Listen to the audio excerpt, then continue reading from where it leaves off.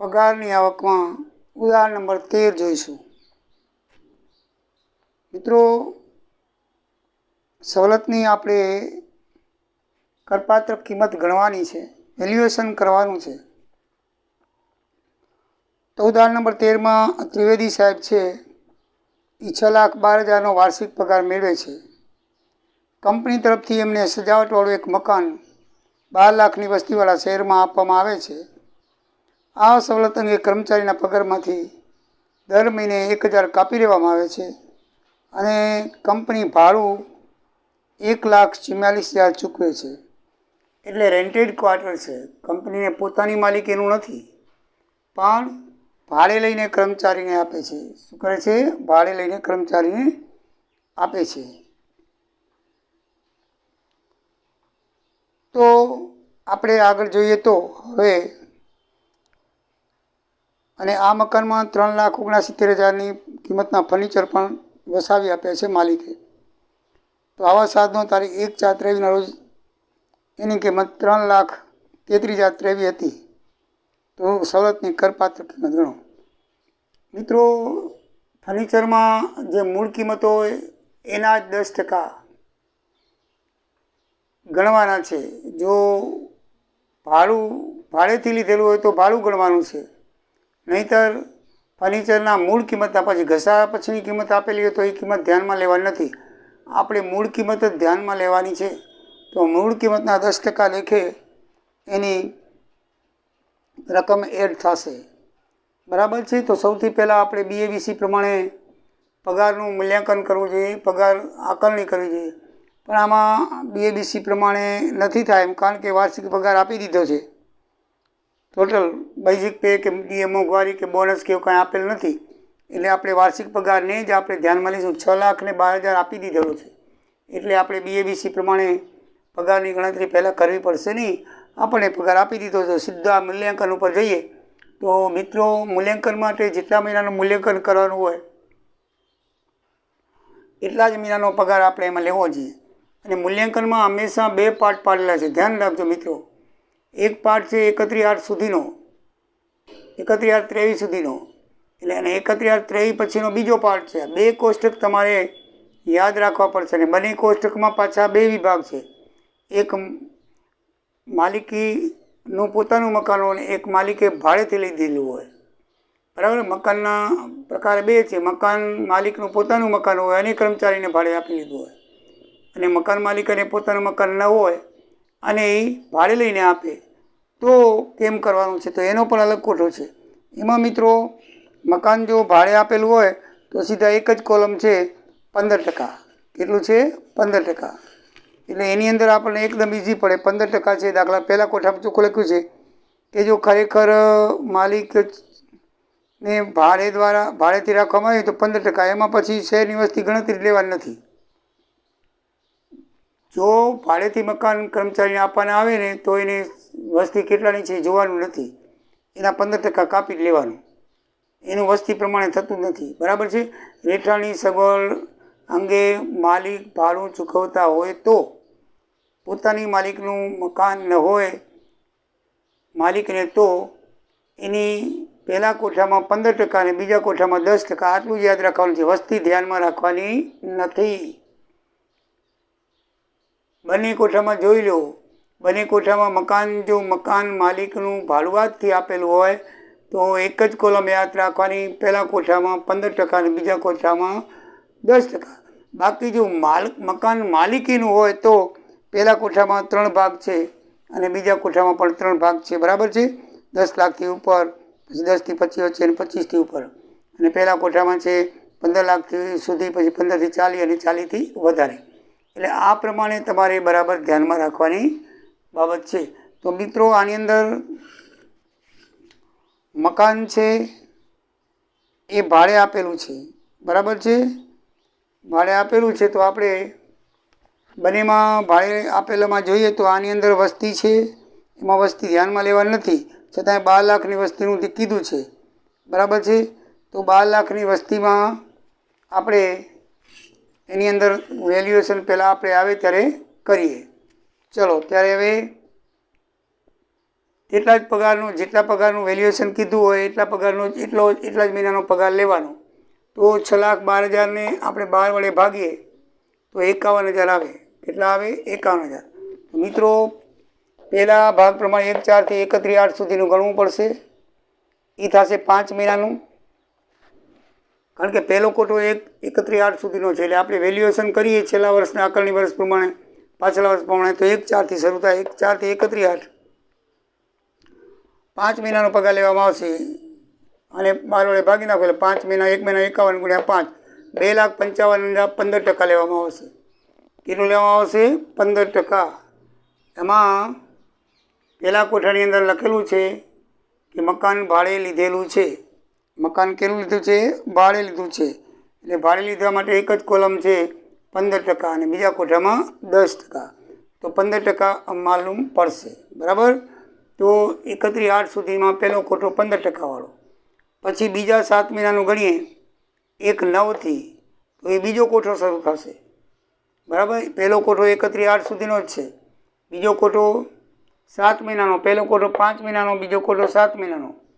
હંમેશા 23-24ની ગણતરી કરો એટલે 1/4 થી 31/8 સુધીના 5 મહિનાનો થશે. અને પછી બીજા વિભાગની ગણતરી શરૂ કરો 31/8 પછી. તો જેટલા મહિના કીધું હોય એમાં 12 કીધા તો 12 એટલે 7 મહિના થાય. 8 હોય તો 3 મહિના થાય. તે ગણતરી કરવાની. પહેલો કોઠો 5 મહિનાનો છે, બીજો પૂરા 12 મહિનાનો તો 7 મહિનાનો થાય. અને પહેલા કોઠાને પહેલું કોષ્ટક લાગુ પડે અને બીજા વિભાગને બીજું કોષ્ટક લાગુ પડે. આને હવે વસ્તી ગણતરી મુજબ 2011ની વસ્તી ગણતરી મુજબનું કોષ્ટક છે. એટલે એમાં તમે જુઓ, એમાં ભાડાના મકાનથી એનો 10% વ્યાજ. કેટલું? 10% લેવાનું છે. પહેલાં 3 નહીં આવે.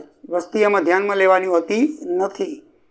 ધ્યાન રાખજો, ભાડે લીધેલા મકાનમાં મકાન માલિક ભાડેથી મકાન લઈને એના કર્મચારીને આપે તો એમાં વસ્તી ધ્યાનમાં લેવાની હોતી નથી. પોતાનું હોય તો વસ્તુ ધ્યાનમાં લેવાની, ભાડે આપેલું હોય તો નહીં. તો આમાં ભાડે આપેલું મકાન છે એટલે લખી નાખવાનું. આમાં ભાડેથી મકાન છે લખી જો, મકાન માલિક દ્વારા ભાડે છે માટે પ્રથમ કોષ્ટક મુજબ 15%ની ગણતરી 5 માસની થશે. દાખલામાં ઉલ્લેખ કરવાનો કે મકાન માલિક દ્વારા ભાડે છે કે પોતાનું છે. જો અહીંયા લખ્યું છે મેં મકાન માલિકનું છે, પોતાનું છે, અહીંયા ભાડાનું છે. આ દાખલામાં પોતાનું છે. બરાબર. તો ભાડાનું છે કે પોતાનું એ બે ગણતરી કરી લેવાની. એમાં ગણતરીમાં ફરક છે. બરાબર ને. પોતાનું હોય તો 7% અને 7.5% 3 વિભાગ રહ્યા એ પ્રમાણે થાય. અને ભાડેથી આપેલું ફક્ત એક જ થાય. બસ એક જ નિયમ છે 15%, ઓમાં 10%. તો 15% પ્રમાણે થાય. એ બાકીનું તમે 31/8 પછીનું ગણો તો બીજા કોષ્ટક પ્રમાણે થાય. તો બીજા કોષ્ટકમાં ભાડાની રકમનું 10% લેવાનું છે. કેટલું લેવાનું છે? 10%. બરાબર ને. બરાબર કોઠો જોઈ લેજો. એટલે બાકીના 7 મહિનાનું 51,000, એક મહિનાનો લેખી 7 મહિનાનો પગાર 3,57,000 થાય. એના 10% 35,700 થાય. બંનેનું મિત્રો ટોટલ કરી તો 73,900 થાય. હવે 73,900માં સજાવટના ફર્નિચરની મૂળ કિંમત 3,79,000 આપી છે તો એના 10% ઉમેરી દો. 36,900 એટલે ટોટલ સજાવટવાળા મકાનનું મૂલ્યાંકન આટલું થયું. 10% જ ઉમેરવાનું છે. જો એને ભાડું આપતું તો ભાડું ઉમેરી, આપણે એક દાખલા ઉમેરી દઉં. નહીં તો 10% ઉમેરવાનું છે. મૂળ કિંમતના 10% ઉમેરી દઉં. પહેલાં એવી રીતે ગણવાનું કે આપણે ભાડા વગરનું છે, પછી ભાડા વગરનું ગણીને પછી એમાં ઉમેરી નાખો 10%. એટલે એ ભાડા સજાવટ વગરનું, પછી આ 10% ઉમેરે એટલે સજાવટવાળું. આ સજાવટ વગરના 3,900 આવ્યા અને 10% ઉમેરે એટલે સજાવટવાળાના આવ્યા. બરાબર છે. આ વિના ફર્નિચર ને આ સાથે ફર્નિચર. બરાબર. તો સજાવટવાળું મકાન એટલે ફર્નિચર સાથે. આ બિન સજાવટ કહે તો 73,900, સજાવટ કહે તો 110,850. હવે એમાંથી કર્મચારી પાસે જે રકમ લેવામાં આવતી હોય, બરાબર, કોઈ પણ ક્વાર્ટર આપે સરકારી કર્મચારી પાસે પણ પગારમાંથી ઉધારવામાં આવે છે તો એના બદલામાં લાઇસન્સ ફી તરીકે અમુક રકમ કાપવામાં આવે છે. એ રકમ એને બાદ મળે. શું મળે? એને બાદ મળે. તો દર મહિને 1,000 રૂપિયા કાપવામાં આવે છે તો 12,000 રૂપિયા એને બાદ મળશે. એટલે 98,850 એ મફત સજાવટવાળા મકાનની વેલ્યુએશન કહેવાશે. સમજાઈ ગયું મિત્રો? આ પગારમાંથી જે કપાતા હોય ને લાઇસન્સ ફી કહે ને, લાઇસન્સ ફી કરમુક્ત છે સંપૂર્ણપણે. તો સંપૂર્ણપણે કરમુક્ત હોવાથી બાદ કર મળે. આપણે જોઈ ગયા છીએ. પગારમાંથી જે કપાતું હોય નક્કી કરેલી હોય, એક રકમ નક્કી કરેલી હોય, સરકારે કે પ્રાઇવેટે નક્કી કરી તમને આટલા પગારમાંથી કાપી લેવામાં આવશે. અમે તમે મફત મકાન દઈએ છીએ તો અમે આટલું કાપશું, તો એ લાઇસન્સ ફી નક્કી કરેલી હોય કાપી દેવાની, કરમુક્ત છે એટલે કપાઈ જાય. સમજાઈ ગયું મિત્રો? તો પહેલાં 5 મહિનાનું 7 મહિનાનું ગણતરી એ પહેલાં બીજા કોઠા પ્રમાણે કરી 15 ને 10% પ્રમાણે, અને એમાં જેટલા સમયનું ભાડું હોય એટલા સમયનો પગાર લેવાનો આવે છે. એમાં 12 મહિનાનો લેવાનો હોતો નથી, એટલું બરાબર ધ્યાનમાં રાખજો. ઉદાહરણ નંબર 19ની અંદર મિત્રો પટેલ ઇન્ડસ્ટ્રી લિમિટેડના મેનેજર શ્રી પરેશભાઈ છે, પ્રાઇવેટ છે, સરકારી નથી, તો એનો પગાર આપી દીધેલો છે 36,000 માસિક, બરાબર છે. તો 36 × 12 4,32,000. પછી કે બોનસ દર વર્ષે 2 મહિનાનું મળે છે પગારનું, તો 36,000 ના 2 એટલે બોનસ. BABC પ્રમાણે આપણે કરતા જઈને વધારાનું BABC પ્રમાણે હંમેશા કરવાનું, બરાબર છે. બી એટલે બેઝિક પગાર, એ એટલે મનોરંજન, એમાં બધા એલાઉન્સ આવી જાય. આમાં એલાઉન્સ છે જો મનોરંજન ભથ્થું છે, પછી બી એટલે બોનસ છે, સી એટલે કમિશન છે, એટલે એ બધા ગ્રોસ પગારની અંદર લેવાશે. BABC પ્રમાણે કહી તો બેઝિક પગાર 36,000 × 12 4,32,000. પછી બોનસ છે 2 મહિનાનું એટલે 72,000, અને કમિશન એને મળે છે 24,000. દાખલામાં આપેલું જ છે, બરાબર છે. અને મનોરંજન ભથ્થું મિત્રો કર્મચારી સરકારી નથી, પ્રાઇવેટ છે, એટલે મહિનાનું 1,000 ચૂકવવામાં આવે છે, દાખલામાં લખેલું છે. તો 12 મહિનાનું એ કરપાત્ર લેખાશે, એટલે કરમુક્તિ મળશે નહીં. પ્રાઇવેટ કર્મચારીને કરમુક્તિ મળતી નથી. મનોરંજન ભથ્થું ફક્ત સરકારી કર્મચારીઓને જે 3 વિકલ્પ આપેલા હોય છે, ખરેખર મળેલ પગારનો 5મો ભાગ અને વધારે 5,000, એ પ્રમાણે કરમુક્ત મળે છે. આમાં એ થશે નહીં, એટલે પૂરેપૂરા 12,000 શું થશે? કરપાત્ર. પગારની અંદર હંમેશા બધી કરપાત્ર જ રકમ આવે, બરાબર છે. પછી બીજો ભાગ છે માન્ય પ્રોવિડન્ટ ફંડની અંદર માલિકનો વધારાનો ફાળો. જો માલિકનો ફાળો છે, દાખલામાં લખેલું છે કે 64,800 ફાળો આપેલો છે. કેટલો આપે છે? કંપની તરફથી 64,800 ફાળો પ્રોવિડન્ટ ફંડમાં પગારના 15% પ્રમાણે આપેલો છે. પણ મિત્રો આપણને પગારના 12% પ્રમાણે જ માન્ય છે. વધારાની રકમ છે ને કરપાત્ર ગણાશે, બરાબર ને? તો પ્રોવિડન્ટ ફંડની અંદર વધારાનો ફાળો છે 64,800, એમાં પગાર જે 4,32,000 છે, તો 4,32,000 રૂપિયા 12% લેખે 51,840 થશે. એ બાદબાકી કરીએ તો 12,960. 12% લેખે ફ્રી છે, વધારે 12, એનું વ્યાજ 9.5%. ધ્યાન રાખજો. અને પ્રોવિડન્ટ ફંડમાં ફાળો 12%, એટલે જે ખરેખર મળેલ છે એમાંથી 12% બાદ થાય અને બાકીનું છે એ કરપાત્ર થાય. પ્રોવિડન્ટ ફંડની અંદર ફાળો 64,800 15% લેખે માલિકે આપેલો છે. માલિક તો ગમે એટલો આપી શકે, પણ કાયદેસરથી સરકારે 12% ફ્રી આપવાનું છે, એટલે આપણે 4,32,000 12% એમાંથી બાદ કરશું, એટલે આટલો એનો કરમુક્ત છે. બાકીની રકમ આ બેથી બાદ કરો એ કરપાત્ર ગણાશે, 12,09,960. પછી એવી રીતે વ્યાજમાં પણ એવું જ છે મિત્રો. વ્યાજની અંદર પણ આને 10.5% વ્યાજ આપ્યું છે, પણ કરમુક્ત વધારે 9.5 છે, એટલે 10.5માંથી 9.5 બાદ કરો એટલે 1% જે છે, એટલે 10.5 વ્યાજ બરાબર 21,000. તો 1% બરાબર કેટલા? એમ 83 માણસો, એટલે 2,000 થશે. આજે 21,000 દાખલામાં આપ્યું છે એ 10.5% લેખે આપ્યું છે. દાખલામાં કીધું છે કે 10.5% લેખે 21,000 એને વ્યાજ ઉમેરવામાં આવ્યું છે, વ્યાજ આપવામાં આવ્યું છે. તો 10.5% બરાબર 21,000, તો 1% બરાબર કેટલા થાય? તો 2,000 થાય. 83 છે, બરાબર છે. આ 83 છે એટલે 10.5 નીચે આવશે, એકડો ઉપર આવી જશે, અને એ તમે કેલ્ક્યુલેટરમાં કરી શકશો. તો 2,000 થશે, તો એનું 2,000 કરપાત્ર થશે, એટલે 2,000 એ કરપાત્ર થશે 1%, બરાબર ને? આ 21,000 છે ને મિત્રો, 10.5% લેખે એને વ્યાજ આપેલું છે માલિકે પીએફ ઉપર. પણ આપણે વધારે 9.5%, એથી વધારે આપી શકતા નથી. કરમુક્તિ 9.5%ની 1% વધારે છે, તો આપણે 1% 2,000 રૂપિયા થાય. પણ 1% 21,000 નથી લખવાનો મિત્રો, પદમાં જવાનું છે. 10.5 બરાબર 21,000, તો 1% બરાબર કેટલા એમ કરશો તો 2,000 આવશે, ને કે એમ તો કરવા જશો તો 210 જ આવશે. એટલે 21,000 1% નથી, 21,000 એ 10.5% વ્યાજ છે. એટલે ફ્રી રાશિ માંડવાની. 10.5% વ્યાજ બરાબર 21,000, તો 1% બરાબર કેટલા એમ માંડશો તો 2,000 આવશે. બરાબર, તો 2,000 રૂપિયા વ્યાજ છે એ એને કરપાત્ર ગણાશે. હવે સજાવટ વગરના મકાનનું મૂલ્યાંકન કરી મિત્રો તો એનો BABC પગાર પ્રમાણે લખવું પડે. બરાબર ને, તો સજાવટવાળા મકાનમાં છે BABC પગાર કરીએ તો આ BABC આ પ્રમાણે કર્યો તો એની અંદર જુઓ 4,42,000, 12,000 મનોરંજન ભથ્થું આવશે, 4,42,000 બેઝિક પે આવશે, 72,000 બોનસ આવશે, અને સી કમિશન કાંઈ છે નહીં, કમિશન છે 2,400. હવે કમિશન 2,400 છે એ આપણે એની અંદર ગણતરી લખ્યું છે એની 24,000 કમિશન, અને 24 નથી પણ 24,000 છે. કમિશન કેટલું છે? 24,000 કમિશન છે. તો એ કમિશન પણ એની અંદર લેશું એટલે 24,000 વત્તા કમિશન 24,000 લીધું અહીંયા. બરાબર, BABC. તો આ બી એટલે બેઝિક પગાર 4,32,000.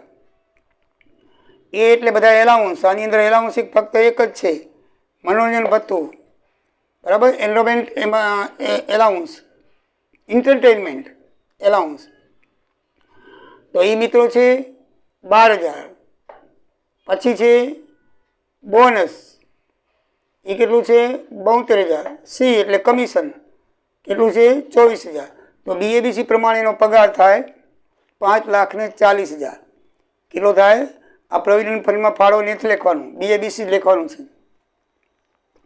5,40,000 મિત્રો બે ભાગ. બરાબર છે, તો આપણે ગણવાનું છે માલિકનું 5% પ્રમાણે. જો તમે 5% પ્રમાણે ગણશું તો એનું મકાન છે એ માલિકીનું છે, એટલે બીજા કોઠાના પહેલા ભાગ મુજબ. બરાબર, પોતાનું મકાન હોય તો છેલ્લે લખ્યું છે કે 10,000થી ઓછી વસ્તુવાળું મકાન હોય તો 5% લેખાય. કેટલું લેખાય? 5% લેખાશે. બરાબર, તો એ પ્રમાણે આપણે એની લેશું 5%. પાન નંબર 152 ઉપર જો લખ્યું છે 5%. 153 ઉપર 15 લાખથી ઓછું હોય છેલ્લી કોલમ વાંચો તો એની અંદર 5% લે 500 અને 7 મહિનાનું આવશે. શું કામ 7 મહિનાનું આવશે? કારણ કે એને મકાન છે ને લખ્યું છે દાખલાની અંદર 31/8 પછી આપેલું છે. ક્યારે આપેલું છે? 1/10/23 આપેલું છે. એટલે 1/10/23 થી 31/3/24 સુધીના 7 મહિના થાય. એટલે મિત્રો 7 મહિનાનું જ આવશે. જેટલા દિવસ મકાનમાં રહેવો ને એટલા મહિનાનું જ વેલ્યુએશન કરવાનું હોય. બરાબર, ધ્યાન રાખજો. આ દાખલાઓમાં બહુ ધ્યાન રાખવા જેવી છે. તારીખો વાંચવી પડે, પછી મકાન માલિકનું છે પોતાનું છે કે ભાડે છે એ ધ્યાનમાં રાખવું પડે, કેટલાની વસ્તી છે એ ધ્યાનમાં રાખવું પડે, પછી દાખલાની ગણતરી થશે. તો એ પ્રમાણે સજાવટવાળું મકાન જે છે એમાં 15,750 રૂપિયા 10 લાખથી ઓછી છે એટલે 5% લેખે પગારના 5% લેખે 7 મહિનાનું. બરાબર છે, મકાન માલિકીનું છે તેમજ 31/8 પછીનું છે એટલે કોષ્ટક 2 મુજબ આપણે ગણવું પડે. કોષ્ટક 2 મુજબ 10,000થી વધુ 10 લાખથી ઓછી વસ્તી છે એટલે 5% મળે અને 7 મહિના મકાન રાખ્યું છે એને. તો કુલ ગ્રોસ પગાર એને શું છે?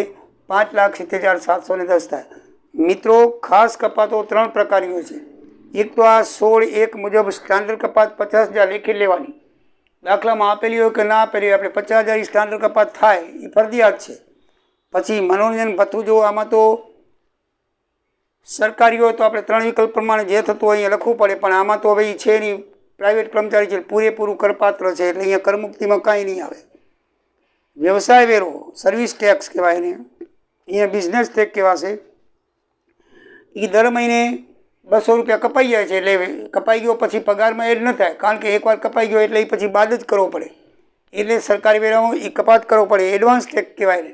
દર મહિને પગારમાંથી કપાઈ જાય. તમે નોકરીમાં લાગશો ને ત્યારે સર્વિસ ટેક્સ છે દર મહિને કપાતો જ આવશે. પછી જ્યારે તમે ITR ભરો ત્યારે એ લોકો સર્ટિફિકેટ આપે કે આના પગારમાંથી આટલો વ્યવસાય વેરો સર્વિસ ટેક્સ અમે ઉઘરાવેલો છે. એ પોતે પછી ડાયરેક્ટ સરકારમાં ભરી નાખે, પણ આપણને સર્ટી આપે એટલે આપણે ITRમાંથી બાદ કરી શકીએ. એટલે આ 200 રૂપિયા કપાવે છે. 12 મહિનાનો 2,400 રૂપિયા ઓલરેડી એના પગારમાં કપાઈ ગયો હશે. એટલે પગારની ગણતરી આઈટીઆરની ગણતરી કરતી વખતે એને 2400 બાદ મળશે, એટલે 50,000 ને 2400 52,400 ગ્રોસ પગારમાંથી બાદ કરો એટલે કુલ કરપાત્ર પગાર ચોખ્ખો 5,18,310 થાય મિત્રો. આ રીતે પગારની ગણતરી કરવાની હોય છે. આની અંદર વેરિએશન બહુ હોય છે, બરાબર છે. એટલે પણ અમુક દાખલા તમારે કોર્સમાં નથી, અમુક યુનિવર્સિટીમાં બરાબર ધ્યાન રાખજો. એસીસી હેઠળ જે છે એની ગણતરી ક્યારેય દાખલામાં નહીં આવે, એટલે એવા દાખલા કરજો નહીં. બીજું વાહનની સવલતોના પણ દાખલા નહીં આવે. તો જે નથી આવવાના દાખલા એ હું નથી કરાવવાનો, બરાબર. જે આવે છે એવા કરાવું છું એ જ માની લેજો. બાકી ઘણી બધી સવલતો છે તે બધી સવલતના દાખલા પરીક્ષામાં પૂછાતા નથી, બરાબર છે. તો જેવા પૂછાય છે એવા હું દાખલા કરાવીને પછી આ ચેપ્ટર પૂરું કરીશ. દાખલાઓ ઘણા છે ને ઘણી વેરાયટીઓ છે પણ એ પરીક્ષામાં નથી, બરાબર. એ પ્રમાણે તમે તમારા પ્રોફેસર જે છે એને ચલાવતા છે એના પણ પૂછી શકો છો. અને આમાં ચોપડીમાં પણ લખેલું છે સજાવટવાળા મકાનમાં, એટલે અમુક જ દાખલાઓ છે ને. બાકી વાહન ભથ્થા કે વાહન આપવામાં આવે છે કે બીજા જે ભથ્થાઓ છે એ ભથ્થાઓની ગણતરીના દાખલા તેમજ એસીસી હેઠળ જે કપાત મળે છે જે એસીસીથી એસીયુ સુધીના એ પણ દાખલાઓ, મોટા દાખલાઓ પરીક્ષામાં આવવાના નથી. તો આવા દાખલાઓ આપણે કરવાના નથી, એ બરાબર ધ્યાન રાખજો. તો મિત્રો, જય દ્વારિકાધીશ, જય સિયારામ.